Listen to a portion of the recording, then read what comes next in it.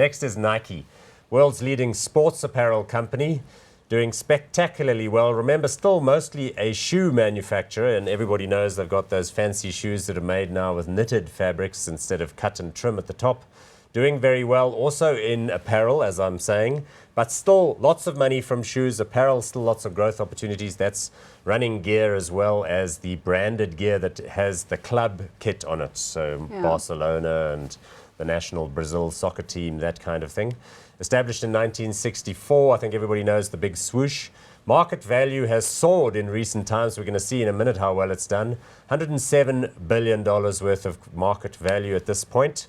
Price to earnings ratio 31, dividend yield of 0.89%. Let's go straight to the graph.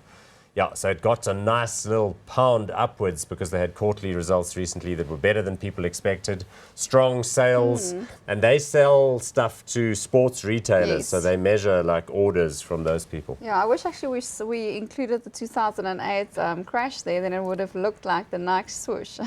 Exactly, what do you mean? It just kept going? It just kept going, you're right. So yeah, this is a great company. It's definitely the dominant player, and when you look at the margins, it's way ahead of the competitors. Who are Adidas, and then Puma, and then Under Armour, which is a rising star, but this one's so much bigger. Under Armour is definitely a rising star, but I think Nike's footprint is already so established. It's such a well-known and developed brand, and it came out with great results now recently. So it's not disappointing on any side, but it's priced, sort of. Pricing and all of that perfection. It assumes success, but look, I mean, doing well in its home market, continuing to roll out new high-end footwear, which people are happy to buy, kind of fashion crossover with exercise gear. But really, if you look at it, it's not making as much money as you'd think internationally. It still has lots of scope, say, in China and these markets to sell a lot more stuff. So its main areas, like you mentioned, is developed countries, and especially the US. So there's a lot of growth opportunity still for Nike. But there, when they enter into the Euro market or when they enter into other markets, there are other players like Adidas, etc., who's already dominant there. But there's no reason why they can't overcome that. They're already so popular.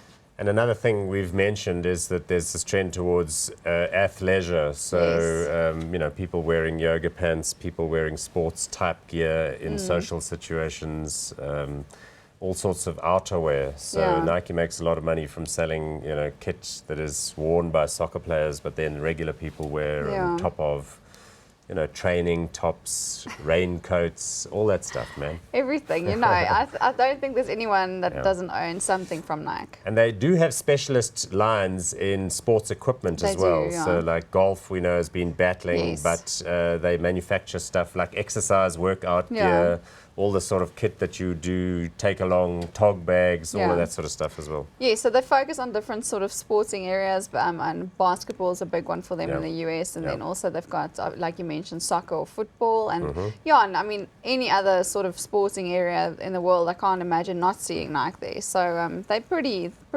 broadly diversified in terms of sporting, and then also, like you said, athleisure, which is a up-and-coming So watch the Rugby World Cup games, see how many of the players are actually wearing those Nike Mercurial boots, which are made specially for each player.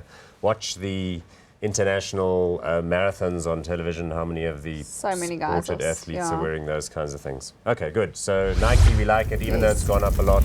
Top stock, definitely good one to hot. own. Excellent.